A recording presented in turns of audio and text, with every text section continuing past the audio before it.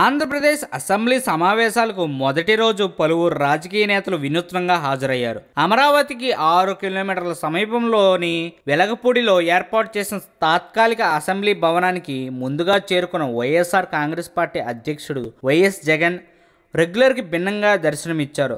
తన కారును వదిలేసిన జగన్ పార్టీ సహచర నేతలతో కలిసి బస్సులో ఏపీ అసెంబ్లీకి చేరుకున్నారు.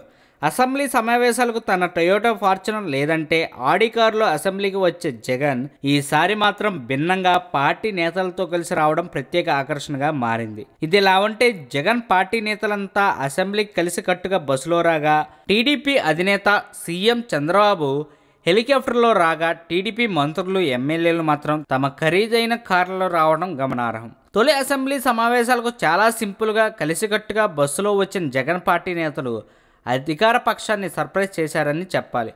బస్సులో జగన్తో పాటు రోజా, కొడాలి నాని, ఉమ్మారెడ్డి వెంకటేశ్వర్లు సహా పలువురు నేతలు అసెంబ్లీకి భవనానికి వచ్చారు. తొలి రోజు భిన్నంగా వ్యవహరించిన జగన్ పార్టీ నేతలు ఈ సమావేశాల్లో అధికార పక్షాన్ని మరిన్ని షాకులు ఇవ్వనున్నారో చూడాలి. అది సంగతి.